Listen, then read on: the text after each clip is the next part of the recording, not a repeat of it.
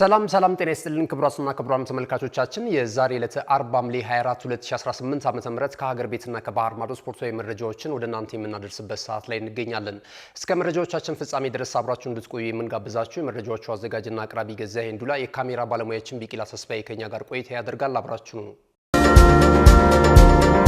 ወደ ቀዳሚው መረጃችን ስናልፍ የኢትዮጵያ እግር ኳስ ፌዴሬሽንን የተመለከተ መረጃ ነው ቀዳሚ የምናደርገው። እንግዲህ መስከረም 5 ፕሬዝዳንታዊ ምርጫ ይደረጋል። የኢትዮጵያ እግር ኳስ ፌዴሬሽንን በቀጣይ ለ4 ዓመታት የሚመራው ፕሬዝዳንት ይታወቃል ተብሏል።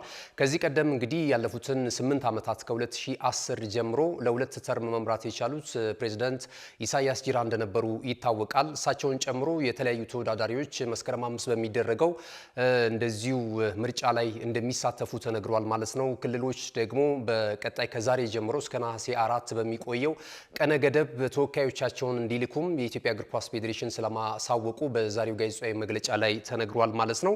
ዘንድሮ እንግዲህ በተለየ ሁኔታ የሚከናወነው ምርጫ ላይ ፕሬዝዳንቶች ብቻ እንደሚወዳደሩ ነው የተነገረው። ከዚያ በኋላ እንግዲህ አሸናፊው ፕሬዝዳንት ደግሞ 8 ስራ አስፈጻሚዎችን በስሩ በራሱ በመረጠው መዋቅር ይዞ እንደሚመጣ ነው የተገለጸው። በዚህ መዋቅር ውስጥ ደግሞ ከ8ቱ ስራ አስፈጻሚዎች ሁለቱ እንስት ባለሙያዎች እንደሚሆኑ እንደዚሁ ተነግሯል። ጾታዊን ያማከለ እንግዲህ የእግር ኳስ አመራርነትን ሚና ለመወጣት ከሚል ሐሳብ ነው ይሄ ነገር አስገዳጅ ሆኖ የቀረበው የሚሉ መረጃዎችን ተመልክተናል ማለት ነው። ከዚህ ቀደም እንግዲህ በስራ አስፈጻሚነት የሚወዳደሩ የነበረበትና አካሄድ መቅረሱና ፕሬዝዳንቱ ደግሞ የራሱን የሚያምንባቸውን ስራ አስፈጻሚዎች ይዞ ስራ መጀመሩ የበለጠ የተሻለ እንደሚሆን ነው እንግዲህ በጋዜጣዊ መግለጫው ላይ የተገለጸው። የበለጠ ደግሞ ለመዋሃድ ለመግባባት ጊዜ አይወስድባቸውም፣ በቀጥታ ወደ ስራ ይገባሉ። ራሱ ባመነበት የስራ አስፈጻሚ ኮሚቴ እየተመራ የሚሉ መረጃዎች ወጥቷል። እንግዲህ ብዙ ጥንቅጥ ያለው የኢትዮጵያ እግር ኳስ ፌዴሬሽን ከውጤት ጋር ከሜዳ ውጪ ባሉ ጉዳዮች ብዙ ሊሻሻሉ ብዙ ሊስተካከሉ የሚገባቸውን ነገሮች በአዲሱ አመራር እንግዲህ ልንመለከት እንችላለን። እንግዲህ ከአህጉር አቀፍና ከዓለም አቀፍ የውድድር መድረኮች ውጪ የሆነ ነው የምንገኘው፣ ተሳትፎ ብቻ የሆነ ነው የሚገኘው። በተቃራኒው ደግሞ በኢትዮጵያ እግር ኳስ ላይ በርካታ ሚሊየን ብሮች ይፈሳሉ፣ ቢሊየን ብር ይፈሳል ከዓመት ዓመት በሊግ ክለቦች በከተማ አስተዳደሮች ለውድድርም እንደዚሁም ለአንዳንድ ጉዳዮች እንደዚሁም የኢትዮጵያ ብሔራዊ ቡድን ከሀገር ወጥቶ ጨዋታ በሚያደርግበት ሰዓት ላይ ማአት ገንዘብ ነው የሚወጣው። ነገር ግን ደግሞ ውጤትም የለው የሚያረካም የስፖርት እንቅስቃሴ እየተመለከትን አይደለንም። ይህንን እንግዲህ ሊለውጡ የሚችሉ አዳዲስ አመራሮች በቀጣይ ይጠበቃሉ ማለት ነው። ወደ ሌላኛው የሀገር ቤት ስፖርታዊ መረጃችን ስናልፍ በ2019 ከምንመለከታቸው የኢትዮጵያ ፕሪሚየር ሊግ ተሳታፊ አዳዲስ ሁለት ክለቦች መካከል አንደኛው የሆነው በአሰልጣኝ በሽር አብደላ የሚመራው አላባ ከተማ እግር ኳስ ክለብ የነባር ተጫዋቾቹን የውል ኮንትራት እያደሰ ነው የሚገኘው። እንደዚሁም 4 የሚደርሱ አዳዲስ ተጫዋቾችን ወደ ስብስቡ ቀላቅሏል። በዚህም መሰረት ዮናታን ኃይሉን በቀጣይ በቡድን ውስጥ እንዲቆይ የውል ኮንትራት ማራዘሚያ ፊርማውን በዛሬው ዕለት ለአላባ ከተማ እግር ኳስ ክለብ ስለማኖሩ እየተገለጸ ነው የሚገኘው። ክቡራትና ክቡራን ተመልካቾቻችን ካለን ሰዓት አንጻር የሀገር ቤት ስፖርታዊ መረጃዎቻችን እዚህ ላይ ይጠናቀቃሉ። ስንመለስ በቀጥታ ወደ ባህር ማዶ ስፖርታዊ መረጃዎቻችን ነው የምናመራው። አሁንም ናሁ ቴሌቪዥን ምርጫችሁ አድርጋችሁ ከኛ ጋር ስላላችሁ በጣም እናመሰግናለን። አብራችሁ ነው። ካሽጎ በየትኛውም ዓለም ሆነው በማንኛውም ሰዓት ለወገኑ የሚደርሱበት ፈጣን የገንዘብ መላኪያ ተከፈተሎ። ማስተርና ቪዛ ካርዶን በመጠቀም ከ5 እስከ 20 ዶላር የሚልኩበት አዲስ የገንዘብ መላኪያ መንገድ።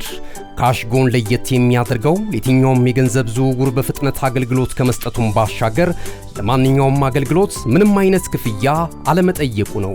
በሀገራችን ታሪክ ገንዘብን ከውጪ ወደ ሀገር ቤት በማስተላለፍ በመተግበሪያ መልክ አገልግሎት መስጠት የጀመረው የመጀመሪያው ሀገር በቀል የገንዘብ መላኪያ ዘዴ ካሽጎ ከ4500 በላይ ባሉ የባንክ ቅርንጫፎች አገልግሎት እየሰጠ ይገኛል። ገንዘቦን በሰኮንዶች ልዩነት ውስጥ ይፈልጉ በአካውንቶ ወይንም በእጆ ቆጥረው የሚወስዱበት ልዩ ዘዴ። በቅርቡ ሁሉንም ኢትዮጵያዊ ባለቤት ለማድረግ ጉዞ የጀመረው ካሽጎ ዛሬውኑ መተግበሪያውን በስልኮ ላይ በመጫን የአገልግሎቱ ተጠቃሚ ሆኑ። ፍጥነት መለያችን፣ ኢትዮጵያን መክፈቻችን፣ ካሽጎ ነው መላኪያችን። ካሽጎ የአዲሱ ትውልድ ብራንድ። ተመልሰናል። ክቡራትና ክቡራን ተመልካቾቻችን ይህ ናሁ ቴሌቪዥን ነው። የዛሬ ዕለተ አርብ ሐምሌ 24 2018 ዓመተ ምህረት የመረጃ ሰዓታችንን በመከታተል ላይ ትገኛላችሁ። ቀደም ሲል ከመልእክቶቻችን አስቀድመን የተለያዩ የሀገር ቤት ስፖርታዊ መረጃዎችን ወደ እናንተ አድርሰናል። ከዚህ ሰዓት ጀምረን ደግሞ የባህር ማዶ ስፖርታዊ መረጃዎችን ወደ እናንተ የምናደርስ ነው የሚሆነው። የፊፋን ጉዳይ ቀዳሚ እናደርጋለን። ፊፋ እንግዲህ በቀጣይ ውዝግብ ውስጥ እንደገባ የሚያሳዩ አንዳንድ መረጃዎችን እየተመለከትን እንገኛለን። እንግዲህ ከሰሞኑም እየተባለበት ነው የሚገኘው። በተለይ የፊፋው ፕሬዝዳንት ጂያኒ ኢንፋንቲኖ ያመጡት ሐሳብ ብዙዎችን እያነጋገረ ይገኛል። የእግር ኳስ ቤተሰቡ ብዙ እየተነጋገረበት ቅሬታም እየፈጠረበት ነው የሚገኘው። እንግዲህ ውስን ድርሻዎችን ለባለሀብት ወይም ለግል ሴክተሩ እንሸጣለን፣ ከዚህ የምናገኘውን ደግሞ ወደ 20 ቢሊዮን ዶላር በነፍስ ወከፍ ለአባል ሀገራት እስከ 40 ሚሊዮን ዶላር እንደዚሁ ለመስጠት እንችላለን፣ የእግር ኳስ ልማታቸው ላይ ይሰራሉ የሚሉ ሀሳቦችን አንጸባርቋል። እንግዲህ ይህንን ደግሞ በመቃወም በርከት ያሉ ሀገራት ብሔራዊ ቡድኖች እንደዚሁ ተቋማቸውን በመግለጽ ላይ ነው የሚገኙት። የአውሮፓ እግር ኳስ ማህበርን ጨምሮ እንደዚሁ ካፍም ስብሰባ ጠርቷል። ከዛም ባለፈ ደግሞ ሀገራትና ብሔራዊ ቡድኖችም በተናጥል ተቃውሞም እየተቃወሙ ያሉ አሉ፣ የሚደግፉም ጥቂት ሀገራቶችን እየተመለከትን እንገኛለን እና ይህ ሀሳብ እየተንሸራሸረ ባለበት ሁኔታ አሁን ላይ እንግዲህ ፕሬዚዳንቱን ጂያኒ ኢንፋንቲኖን የሚጻረሩ ጉዳዮች ከፊፋ በኩል እየወጡ ነው የሚገኙት። አማካሪያቸው ካርሎስ ካይድሮ የተሰኙት የ70 ዓመቱ ጎልማሳ ወይም ደግሞ አዛውንት በራሳቸው ፍቃድ እንግዲህ ከስራቸው መልቀቃቸው እየተገለጸ ነው የሚገኘው። ከዚህ ቀደም በዓለም እግር ኳስ ዋንጫ የውድድር መድረክ ላይ ውድድሩ በተለይ በጥሩ ሁኔታ እንዲሄድ ጂያኒ ኢንፋንቲኖን ሲያማክሩ የነበረበትን አጋጣሚ ወይም መረጃ ተመልክተናል። በቀጣይም እንግዲህ ጂያኒ ኢንፋንቲኖ እንግዲህ ለቀጣዩ ምርጫ በሚያደርጉት እንቅስቃሴ ላይ ትልቅ እንቅፋት ሊሆንባቸው እንደሚችል ነው ይህ ይዘውት የመጡት ሀሳብ ብዙዎችን እያነጋገረ የሚገኘው ማለት ነው። ተጨማሪ መረጃዎች ደግሞ በዚህ ዙሪያ ሲኖሩ ወደ እናንተ እየተከታተልን የምናቀርብ ነው የሚሆነው። አጫጭር ስፖርታዊ መረጃዎችን ወደ እናንተ እናደርስና የመረጃ ሰዓታችን የሚጠናቀቅ ይሆናል። ኤሊ ጁኒየር ክሩፒ የበርንማውዙን ወጣት ተጫዋችን የተመለከተ መረጃ እየተመለከትን ነው የምንገኘው። ፒኤስጂ ይህንን ተጫዋች ለማስፈረም ፍላጎት ካሳዩ ክለቦች መካከል አንደኛው እንደነበር እናስታውሳለን። አሁን ግን የፈረንሳዩ ሀብታሙ ክለብ ፒኤስጂ ከዚህ ተጫዋች ጋር የነበረውን ፉክክር ስለማቋረጡ እየተገለጸ ይገኛል። ወይም ከጨረታው ራሱን ውጪ አድርጓል። ሌሎች አማራጮችን ለመፈለግ ስለመገደዳቸው እየተነገረ ነው የሚገኘው። ፒኤስጂ ይህ በእንዲህ እንዳለ ከዚያው ከሊጉ ከሞናኮ አዲስ የፊት መስመር አጥቂ ያስፈርሟል። ማንጌስ አክሌቼንን የተሰኘውን ተጫዋች ማለት ነው። በ5 ዓመት የውል ኮንትራት ማስፈረማቸው ተነግሯል። እስከ 50 ሚሊዮን ፓውንድ እንደዚሁ ፒኤስጂ ለዚህ ተጫዋች ዝውውር ኢንቨስት ማድረጉም አንድ ላይ ተያይዞ እየወጣ ነው የሚገኘው ማለት ነው። ባርኮላ እንደሚለቅባቸው ይታወቃል። የሱን ተተኪ ለማምጣት ደግሞ እንደዚሁ ሌሎች አማራጮችን እንደሚመለከቱ እየተነገረ ነው የሚገኘው። ኤሊ ጁኒየር ክሩፒ ከአርሰናል ጋርም ስሙ ሲያያዝ ነበረ። በእርግጥ አሁን መጠነኛ ጉዳት አጋጥሞታልና ምናልባት ቶሎ ብሎ ፕሪሚየር ሊጉ ሳይጀመር ይመለሳል የሚሉ መረጃዎችም እንደዚሁ እየወጡ ነው የሚገኙት ማለት ነው። በቀጣይ እንመለከታለን። አርሰናል የግራ መስመር የተከላካይ ለማምጣት የተለያዩ አማራጮችን በመመልከት ላይ እንዳለ እንግዲህ መረጃዎች እየጠቆሙ ነው የሚገኙት። አሁን በወጣ መረጃ የስፖርቲንግ ሊዝበኑን ተጫዋች ማክሲ አውራጆንን ለማስፈረም ፍላጎት ካሳዩ ክለቦች መካከል አንደኛው ሆኗል። የተጫዋቹንም ወኪል በግል እያነጋገረ እንደሚገኝ መረጃዎች እየጠቆሙ ነው የሚገኙት። ለዝውውሩ ደግሞ እንደዚሁ እስከ 50 ሚሊዮን ፓውንድ የተጫዋቹ ባለንብረት ክለብ ስፖርቲንግ ሊዝበን እንደሚፈልግ ተነግሯል። አርሰናል እንግዲህ ይህንን ዝውውር እያተኮረበት እንዳለ ነው። የኋላ ዲፓርትመንቱን ጠንካራ ለማድረግ እንግዲህ ከሰሞኑ ወደ እናንተ መረጃዎች ስናደርስ ነበረ። በጣም ያስቀና የነበረው የአርሰናል የመከላከል እንቅስቃሴ በሚቀጥለው ዓመት ምናልባት ያንን ጥንካሬውን ይዞ ላይ መጣ የሚችልበት እድል እንዳለ ነው። ይህ ደግሞ ከጉዳት ጋር በተያያዘ ማለት ነው። ሳሊባ ጉዳት ላይ ነው። እንደዚሁ ደግሞ ቤናዊትም በተመሳሳይ ፊት አይደለም። ያለፈውን ዓመት እንግዲህ መጨረሻ አካባቢ ላይ በነበሩ ጨዋታዎች ላይ ያስተዋልን እንደሆነ እንግዲህ ጉዳት ላይ እንደነበረ ለረጅም ጊዜ እናስታውሳለን። እንደ አዲስ ነው አሁን የሚመጣው። ከዛ ባለፈ ደግሞ ዩሪ ቲምበርን በተመሳሳይ ጉዳት አስተናግዷል። ሕክምና ላይ ነው የሚገኘውና ይህ በእንዲህ እንዳለ እንግዲህ የኋላ ዲፓርትመንታቸውን ጠንካራ አድርጎ ለመምጣት እንደነዚህ እንደነ ማክሲን የመሳሰሉ ተጫዋቾችን ለማምጣት ጥረታቸውን አጠናክረው ስለመቀጠላቸው እየተገለጸ ነው የሚገኘው። የነ ኤሪክ ኮንሳም የዝውውር ሁኔታ ጎን ለጎን አርሰናል ይበልጡን እየገፋበት እንዳለ እየተገለጸ ነው የሚገኘው። እንግዲህ አርሰናል ብሩኖ ጉማሬዥን ማለዳ ላይ በነበረንም የስፖርት የመረጃ ሰዓታችን ስለመቃረቡ ስለመስማማታቸው ክለቦች እየተገለጸ ነው የሚገኘው። ቀጣይ ለአርሰናል ደጋፊዎችና ለመገናኛ ብዙሃን ክለቡ ይፋ ማድረጉ ብቻ ነው የሚቀረው። አጠቃላይ ነገር ግን ያለቀለት ይመስላል። የብሩኖ ጉማሬዥ እና የአርሰናል የዝውውር ጉዳይ ወሳኝ ምዕራፍ ላይ ነው። የአርሰናል ደጋፊዎችንም እያስደሰተ ነው የሚገኘው ማለት ነው።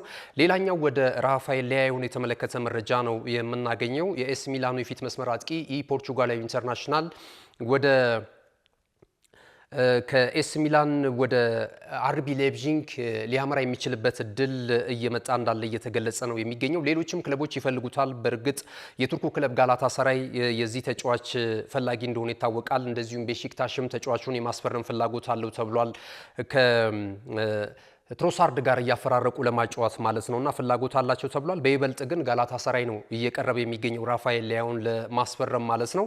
አሁን ደግሞ የጀርመኑ ክለብ አርቢ ሌፕዚግ አንቶኒዮ ኑሳን በመስጠት ራፋኤል ሊያዮን የመቀየር ፍላጎት እንዳላቸው እየተገለጸ ነው የሚገኘው ማለት ነው። ሁለቱም ከአርሰናል ጋር ስማቸው ይያያዛል። ከዚህ ቀደም በተለይ ራፋኤል ሊያዮ ነበረ ከአርሰናል ጋር በስፋት ሲያያዝ የነበረው።